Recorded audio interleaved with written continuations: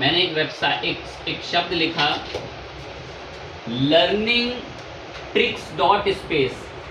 ये ना मैंने एक डोमेन खरीद रखा है होस्टिंगर कंपनी को, इसका किराया चुका के 1 साल के लिए मैंने ये डोमेन खरीद रखा है होस्टिंगर कंपनी को, इसका किराया चुका के। और जब भी ये डोमेन पे नाम लिखा जाएगा तो बिग रॉक के सर्वर को भी मैंने किराया चुका रखा है, तो वहाँ रिक्वेस्ट जाती है। अब अगर मेरे को वो सर्वर एक्सेस करना है ना, वो सर्वर एक्सेस करना है तो मेरे को ये नाम लिख के लिखना पड़ता है सी पैनल। क्या लिखना पड़ता है? C panel. सी पैनल का कंट्रोल पैनल। सी पैनल का मतलब है कंट्रोल पैनल। वेबसाइट का नाम लिख के स्लैश लिख के क्या लिखा? C panel. रिपीट मैं बोल रहा हूँ, ये नाम मैंने किराया चुका के खरीद रखा है और इस नाम से मैप करा रखा है एक सर्वर को जो किराए पे खरीदा था बिग रॉक से। एंटर दबाते ही सी पैनल के इंटरफेस के लिए हमें आगे भेजता है। और यहाँ पर मैं ये जो पहला वाला पोर्ट है फायरवॉल का, इसमें एंटर हेयर करूँगा तो तुरंत मेरे को लॉगिन के लिए भेज देगा। कह रहा है जो आपने सर्वर किराए पर खरीदा था, ध्यान लगाना, जो आपने सर्वर किराए पर खरीदा था उसका आईडी पासवर्ड बताओ तो लॉगिन दूंगा। तो फटाफट मैंने बता दिए। मैंने जो सर्वर खरीदा था किराए पर, ये मैंने उसका आईडी पासवर्ड इसको बताया।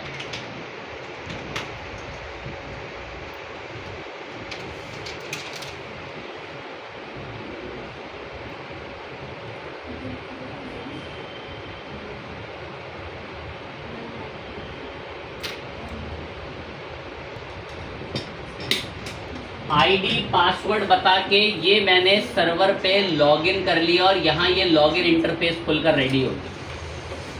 बात को रिपीट सुनने के लिए माइंड एक्टिव हो। जो मैं कह रहा था ना कि बिग रॉक कंपनी को 2500 रुपये किराया चुकाया, 1 साल के लिए सर्वर मिला, यही है वो। तो बीती क्लास आपको पढ़ा रहे थे थ्योरी में कि 2500 रुपये चुकाए, 1 साल के लिए एक्सेस मिल गया। ये रहा। यहीं से अब मेरी वर्डप्रेस की फाइलें अपलोड होंगी, यहीं से मैं वर्डप्रेस मैनेजमेंट करूंगा। एग्जाम को हम बाय बोल चुके, यहीं से हम पूरा वर्डप्रेस डेवलपमेंट अब करेंगे। अब वो कैसे होगा तो एक्टिव रहें। एग्जाम गया, एग्जाम कब भी बात नहीं होगी एग्जाम पे। अब सारा डेवलपमेंट हम इसी में कर रहे होंगे वर्डप्रेस। देख, ठीक है, इंटरफेस दिख रहा है। यहाँ पे काम कैसे होता है सर? लॉगिन करके इस पे आ जाओ, और जिसका सर चकरा गया ना इस पे लॉगिन होके कैसे आया जाता है, तो उसकी एक हल्की सी मदद करता हूँ।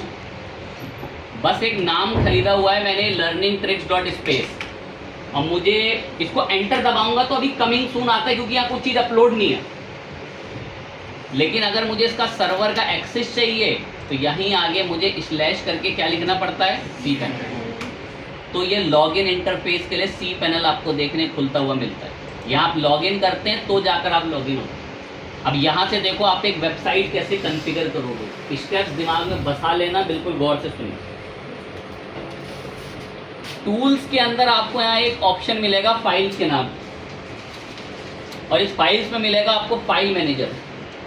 तो फाइल्स में मिलेगा आपको फाइल मैनेजर। पता क्या फील करें?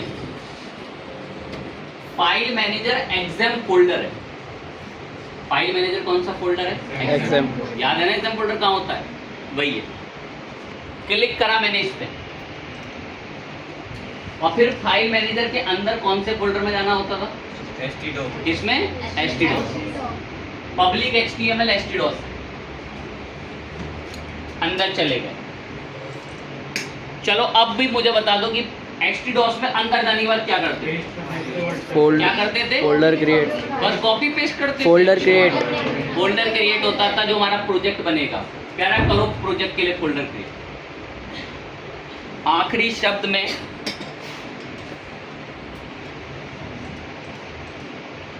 यहाँ पर हमें आना होता है किसके अंदर? File manager. फिर किस में जाना है? Public HTML। अब यहाँ एक फोल्डर बनेगा as a project. As a project. कहीं दिख रहा है फोल्डर लिखा हुआ? नहीं दिख रहा। फोल्डर पे क्लिक करा तो क्या दिखा रहा है? New folder. कह रहा बनाइए न्यू फोल्डर। मैंने फोल्डर का नाम रखा जैसे विश, और यहाँ से क्या बोल दिया? Create new folder. कहीं दिखा क्रिएट ये विश फोल्डर की बना हुआ? चलो, जब फोल्डर बना लेते थे उसके अंदर जाके क्या करते थे बताओ? वर्डप्रेस को पेस्ट वर्डप्रेस की फाइलें क्या करते थे? पेस्ट। लेकिन यहाँ आप पेस्ट नहीं करेंगे, यहाँ पर आप अपलोड कराएंगे। क्या कराएंगे? अपलोड। लेकिन अपलोड में भी फोल्डर के अंदर की खुली फाइलें नहीं, जिप फाइल। कौन सी फाइल? जिप। उम्मीद करता हूँ 2-1 बच्चे हमारे बीच आज भी इतने कैपेबल हैं जिनको पता है वर्डप्रेस ORG से जब वर्डप्रेस का सेटअप डाउनलोड होता है तो जिप फाइल डाउनलोड होती है। जी। तो वही जिप फाइल यहाँ पे अपलोड करनी है। क्या करनी है? अपलोड। सिलेक्ट पर आए, ये रही मेरे पास लेटेस्ट वर्जन की जिप फाइल, ये मैंने ओपन करा।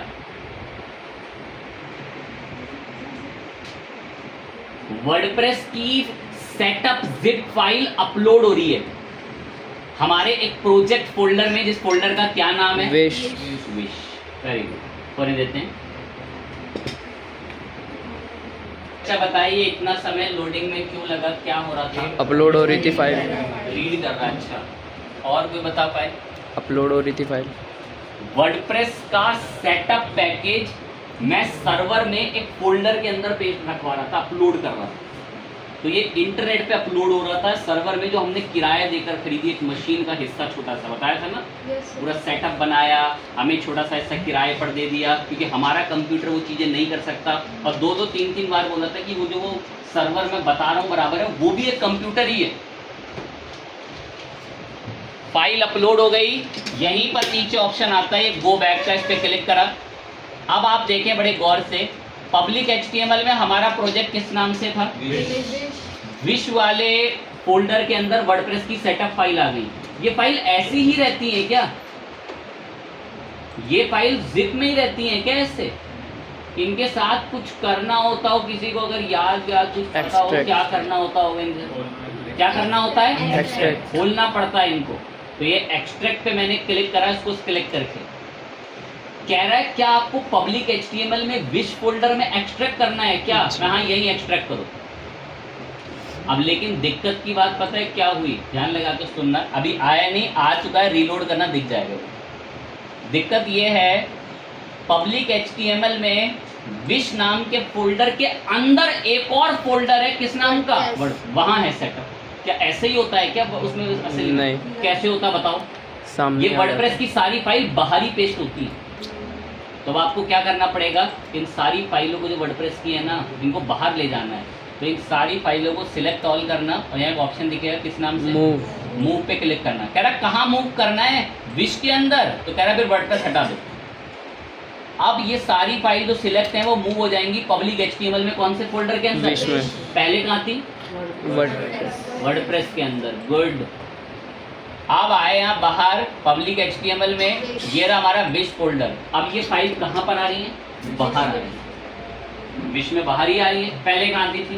वर्डप्रेस में। तो इसमें कोई कॉपी पेस्ट नहीं चल रहा, जो आप रियल जिंदगी में एग्जाम में देख रहे थे अपने कंप्यूटर सिस्टम में। ये लाइव सर्वर है, ये इसी अकॉर्डिंग ही चल रहा। अब और क्या करते थे एग्जाम में, अगर फाइलें सेटअप कर लेते थे प्रोजेक्ट में, उसके बाद और डेटाबेस बनाते थे। इसमें डेटाबेस बनता है, ध्यान लगाना।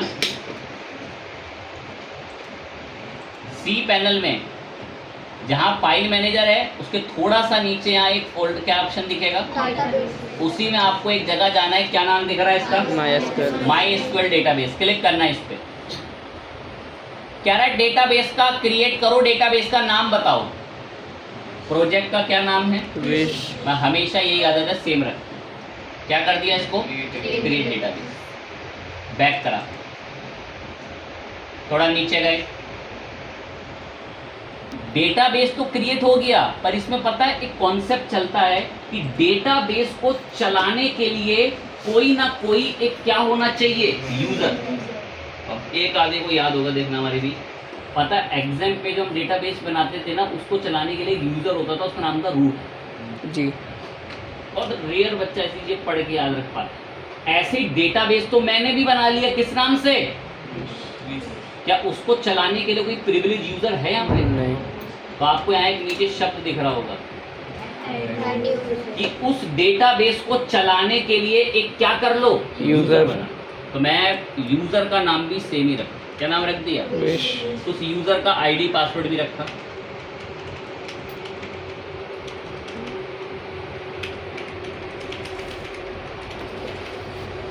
ये करा क्रिएट यूजर। यूजर क्रिएट कर देने से उससे कनेक्ट नहीं हो गया होगा। ये देखो अभी भी विश खाली दिख रहा है यहाँ पे, तो एक ऑप्शन होता है यहाँ पर आके, इसको कोई पढ़ के इसका मतलब बता सकता है क्या होगा? Add user to database. अभी जो डेटाबेस है ना किस नाम से? विश। क्या उसको कोई यूजर असाइन हुआ है यहाँ पे? नहीं। तो अब हमें बताना पड़ेगा कि यूजर को अब कौन सा डेटाबेस चला सकता है। क्या नाम था उसका? यूजर का नाम क्या था? और डेटाबेस का नाम भी क्या है? विश। यूजर को डेटाबेस की परमिशन दिला दो, ऐड। कह रहा है सारी परमिशन, ऑल प्रिविलेजेस। मैं हाँ सारी प्रिविलेजेस, मेक चेंजेस, सब कुछ रेडी है, बस अब इंस्टॉल करने की देरी है। अपनी वेबसाइट का नाम लिखो। सर्वर का एक्सेस खोलना होता है तो मैंने बताया कि आपको क्या लिखना पड़ता है वहाँ पे? सी। लेकिन मुझे सर्वर का एक्सेस नहीं, मुझे मेरा प्रोजेक्ट देखना है। किस नाम से बनाया था मैंने वो? विश। बस विश नाम लिखो, एंटर प्रेस करें, अपने आप ये सर्वर में जाएगा और उस फाइल को रीड करेगा, विश फोल्डर को। उसको पता चलेगा कि वहां तो वर्डप्रेस का सेटअप लिखा हुआ है। अब यहाँ पर आकर बस हमने कंटिन्यू, सारी चीजें अरेंज, लेट्स गो। कह रहा है डेटाबेस का नाम डायरेक्ट नहीं लिखोगे ऐसे विश, इसमें एक प्रॉपर यूजर नेम होता है डेटाबेस में। यहाँ पर आगे ये रहा, ये यूजर नेम डिफॉल्ट चलता है, इसको हमने कॉपी करा। यूजर और डेटाबेस दोनों के नाम क्या हैं? सेम। तो मुझे एक ही बार कॉपी करना पड़ेगा, मैं जानबूझ के इसलिए सेम रखते हैं। याद होगा जब मैं यूजर बना रहा था तो मैं उस यूजर का क्या भी रख रहा था? एक पासवर्ड बताया जो उस समय रखा था, सबमिट करा, सब कुछ ओके है। कह रहा है रन कर लो, क्या बेसिकली? इंस्टॉलेशन। साइट की डिटेल्स बताई,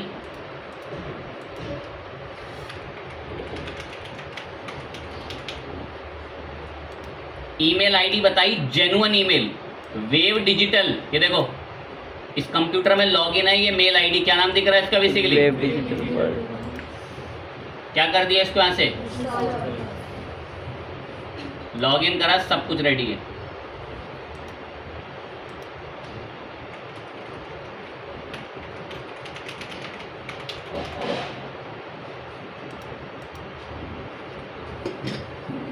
तो जो बच्चे क्रिएटिव हैं, समझदार हैं, बातों को अंडरस्टैंड करते हैं, क्लास में रेगुलर रहते हैं, ये है लाइव सर्वर। क्या ये कुछ अलग दिख रहा है क्या लोकल सर्वर? नहीं।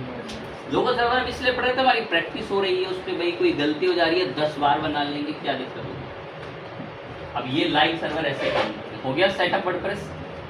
अब तो सब हम जानते हैं कैसे क्या होता है। अब हम टॉपिक में आगे बढ़ेंगे, बट आगे बढ़ने से पहले मैं आपको जानता हूँ तो मुझे इसका एक बार इंस्टॉल करके दिखाना पड़ेगा। क्या बढ़ रहे हैं आगे बढ़ जाओ सर। और चले बढ़ जाते हैं। तो हमने वर्डप्रेस सेटअप कर लिया। उम्मीद मानते हैं सी पैनल एक्सेस करना है, फाइल मैनेजर में जाना है, पब्लिक एचटीएमएल में जाना है, वहाँ एक प्रोजेक्ट बनाना होता है, प्रोजेक्ट का नाम वाम देगा, उसमें वर्डप्रेस रखा, वर्डप्रेस को एक्सट्रैक्ट करके खोल दिया, एंड देन फिर उसके लिए डेटाबेस बना दिया माइस्क्यूएल डेटाबेस में से। और इसमें एक सिस्टम है कि डेटाबेस के लिए एक अलग से यूजर ही बनता है, और यूजर और डेटाबेस को फिर ऐड भी कराना पड़ता है, और डायरेक्ट लिख के फिर कॉन्फ़िगर कर दिया। अब मैं इसमें आपके लिए एक थीम इंस्टॉल करता हूँ और छोटे से टॉपिक पर बात शुरू करेंगे। अपीरियंस में आए, थीम्स में गए, ऐड थीम। आपके लिए एक थीम पसंद करेंगे। यहाँ पर मैंने अभी अस्त्रा, बहुत सारी थीम्स आपको बता दी। अब तो एक्टिवेट भी करी।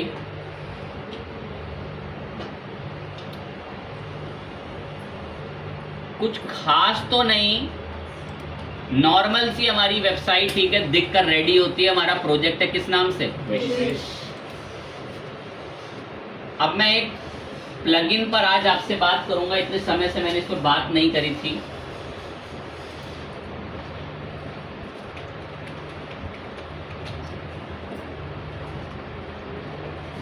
इस प्लगइन का नाम है फॉर्मिनेटर। सर ये क्या करता है? देखिए, फॉर्म बनाने तो हमने पहले भी सीख रखे हैं, फॉर्म बनाने तो हमने पहले भी सीख रखे हैं। ये फॉर्मिनेटर हमारी मदद करता है कि हम ऐसे फॉर्म बना सकें जिसमें फाइल भी अपलोड होती है। क्या अपलोड होती है? फाइल। क्या आपको फॉर्म बनाने के लिए कोई प्लगइन का नाम पता है तो मुझे बताओ। WP फॉर्म इतना मशहूर। एक तो और हिंट बताए थे, जैसे निंजा फॉर्म्स,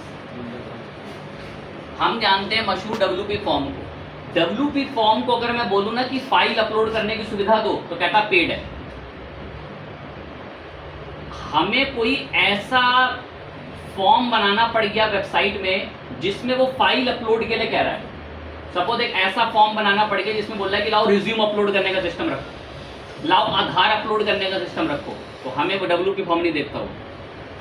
इसी सॉल्यूशन के लिए कि हम एक ऐसा फॉर्म बना सकें जिसमें फाइल अपलोड करने की सुविधा हो, इसीलिए मैं एक प्लगइन पर आया हूँ। क्या नाम है? फॉर्मिनेटर। नाम लिख लेंगे फॉर्मिनेटर। मैं इंस्टॉल नाउ पे क्लिक दबा दूँ तो फॉर्मिनेटर हमारी मदद करेगा कि हम ऐसा फॉर्म बना सकें जिसके अंदर फाइल अपलोड कराने की सुविधा हो। PDF जो मर्जी, JPG वेपीजी सब अपलोड कराएगा और बढ़िया और फैंसी फॉर्म बना कर देता है एकदम।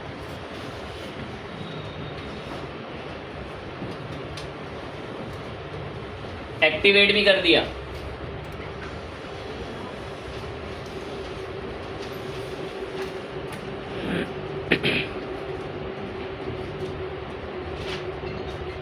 बाजू में ये बैठा, क्या नाम है इसका? फॉर्मिनेटर। फॉर्मिनेटर कह रहा है क्या बनवाना है? क्विज विज बनवाने हैं क्या? मैं नहीं। कह रहा पोल, मैं नहीं। मैं क्या बनवाना है? तो कुछ बच्चों को होमवर्क दिख गया घर से टेस्टिंग करने के लिए, पोल और क्या बेसिकली क्विज। रेयर बच्चे जो अपने लैपटॉप कंप्यूटर का बेहतर यूटिलाइजेशन कर रहे हैं, और कुछ तो अपने कंप्यूटर के लिए खुद ही वायरस है। फॉर्मिनेटर में आए और फॉर्म में गए। फॉर्मिनेटर फॉर्म बनवाना है, कह रहा हाँ बनाओ। ऐड न्यू पे क्लिक करो, कह रहा बनाओ फॉर्म। कह रहा है अगर बने बनाए चाहिए तो कह रहा मुझसे भी ले सकते हो, एक से एक फॉर्म है। कह रहा मेरे पास बढ़िया बढ़िया एप्लीकेशन, अपॉइंटमेंट बुकिंग के, कॉन्फ्रेंस रजिस्ट्रेशन, कह रहा एक से एक फॉर्म है। मैं नहीं, हमें आपके नहीं चाहिए, हम खुद से बनाएंगे। कौन सा? ब्लैंक। गए ब्लैंक फॉर्म पे, क्रिएट ब्लैंक।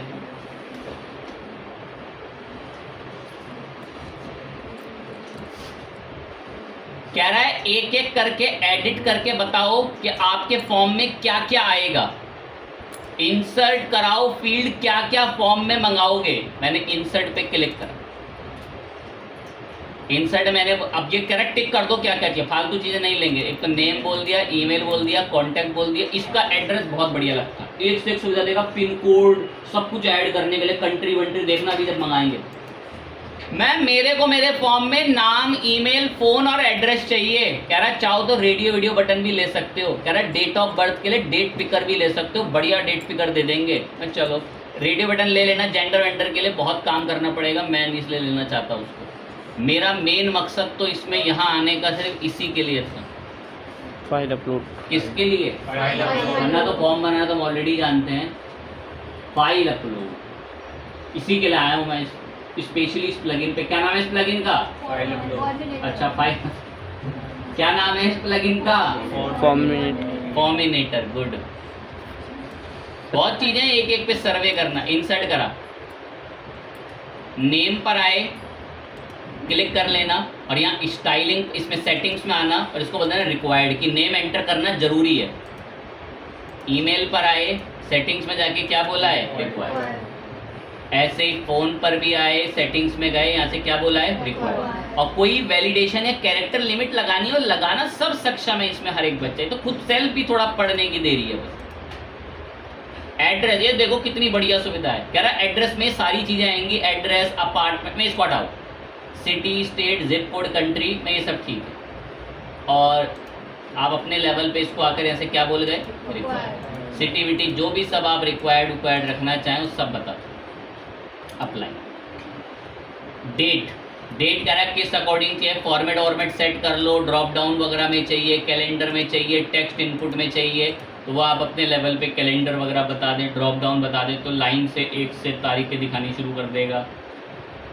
इस सेटिंग्स में गए, रिक्वायर्ड बोलकर आ गए कि रिक्वायर्ड है और देन अप्लाई करें। अब आए हमारे मेन पे, किसके ऊपर? Upload file. अरे लिखो अपलोड फाइल की जगह आधार अपलोड, रिज्यूम अपलोड, जो भी आप डेटा इंफॉर्मेशन अपलोड करवाना चाहते हो। सुविधा देखो, कह रहा है सिंगल फाइल अपलोड करवानी चाहते हो या मल्टीपल फाइल, मैं अभी तो सिंगल ही कराना चाहते हैं। नीचे आए सेटिंग्स में, कह रहा है रिक्वायर्ड है, हाँ रिक्वायर्ड है, जरूरी है एंट्री करना। कह रहा है हम कुछ स्पेसिफिक टाइप की फाइलों को एक्सेप्ट नहीं करते फॉर अ सिक्योरिटी रीजन। कह रहा है कुछ स्पेसिफिक फाइल टाइप हैं जिनको हम एक्सेप्ट नहीं करते कुछ सिक्योरिटी रीजंस की वजह से। मैं कौन सी फाइल हैं, तो ये एसक्यूएल की फाइल हो गई, ये बैट फाइल हो गई, तो ये सब थोड़ी अनहेल्दी रहती हैं, हैकिंग वगैरह में इस्तेमाल होती हैं। इनके through cross site scripting SQL injection eject करके साइट को हैक किया जा सकता है। तो कह रहा है हम इस टाइप की फाइलें एक्सेप्ट नहीं करते। मैं ठीक है चलो, मैं तय करूंगा कि कौन सी फाइलें आए। तो यहाँ से क्या ऑप्शन दिख रहा है, पढ़ के बताओ मुझे। तो स्पेसिफिक फाइल टाइप में मैंने फालतू, कह रहा है ऑडियो तक अपलोड हो जाए, मैं ऑडियो करानी ही नहीं है, फालतू के मैंने सब पे टिक हटा दिए। मैं तय करूंगा कौन सी फाइल आए, कह रहा हाँ कर लो। तो एक तो कौन आ जाए, PDF, और मैंने बोल दिया कि और एक तो PNG आ जाए, और एक कौन सी कैटेगरी की आ जाए, फालतू की नहीं, सबकी एक्सेल की फाइल है, MS वर्ड की फाइल आ रही है, DOCX, मैं ये सब नहीं, सिर्फ 3 टाइप की फाइल आएंगी बस। फाइनल इसको नीचे आए, कह रहा है लिमिट भी सेट कर लो फाइल की, कितने लिमिट की हो तो करो तय। यहाँ पर बिट में भी है, सबसे छोटा सबसे लास्ट साइज होता है मेमोरी का bit, and then KB, and then फिर आपका MB। तो मैंने अब 5 MB सेट करा। मैं बहुत खुश हूँ इससे।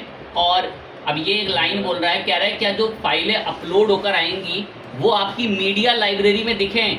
अब कुछ बच्चों को पता होगा, एक समय पर जब हम वर्डप्रेस पे काम कर रहे थे ना, तो हमारी डायरेक्ट फाइल अपलोड करने में एरर आते थे, इमेज अपलोड करने में, तो मैं उन्हें यहाँ मीडिया लाइब्रेरी से अपलोड करता था। तो ये पता है क्या कह रहा है, कह रहा है जो भी फाइलें आएंगी उनको यहाँ दिखवा दूँ इधर अंदर, मैं नहीं, वहाँ नहीं, अप्लाई करो, एक बार प्रीव्यू दिखा दो कैसा दिख रहा है। प्रीव्यू पे मैं गया तो प्रीव्यू ऐसा दिख रहा है, देखो सिर्फ एक एड्रेस लिया था, street address, city, state, zip code, country, सब लेकर आ गया वो। कितना बढ़िया से फॉर्म, मैं बहुत खुश हूँ फॉर्म से। अपीरियंस वगैरह भी तय कर सकते हो इसका, यहाँ पर अपीरियंस, स्टाइल, कलर वलर, अरे जी भर के थीम वीम में सर्वे करो, एक से एक सुविधा आपको प्रोवाइड हो जाएंगी। बिहेवियर वगैरह ऐड कर लो। अब जिन लोगों ने लास्ट टाइम हमारे क्रिएटिव बच्चों ने हसल पढ़ा होगा, पढ़ा है हसल, क्या करता है हसल, पॉपअप बनाता है, तो उनको शायद पता हो ये ऐड, बिहेवियर, ये सब क्या होते हैं, कि हम कहाँ किसी स्पेसिफिक पेज पे या किसी स्पेसिफिक URL या जगह पर उसको दिखवाना है, तो उसके लिए हम यहाँ पे कंडीशन दे सकते हैं कि हम उसे कहाँ पर दिखवाना चाहते हैं। तो सब आपकी चॉइस रहती है। इसको भरने के बाद कोई PDF आप डाउनलोड करवाना चाहते हो तो खैर वो प्रो वर्जन के अंदर है। ईमेल नोटिफिकेशन आए तो कह रहा है कि अगर कोई भी ये फॉर्म भरेगा तो ईमेल पर क्या आया करेगी, नोटिफिकेशन। ये मेल याद है ना, जब अभी लॉगिन कर रहा था तो दिखा रहा था कि देखो इस मेल के साथ है। बहुत खुश हैं। इंटीग्रेशन वगैरह भी हम लोग लास्ट सब कुछ डिफ़ॉल्ट हमारे यहीं पर शो होगा। सेटिंग्स वेटिंग सब बाय डिफ़ॉल्ट हमने सब नॉर्मल रख रखी हैं। फाइनली हमने इसको यहाँ से क्या करा लिया, पब्लिश होते इसने मुझे अपना ये दिया, क्या कहते हैं इसको बेसिकली, शॉर्ट कोड। इस शॉर्ट कोड कॉपी करके जहाँ ये फॉर्म चाहते हो मंगा लो। पेजेस में ऐड पेजेस,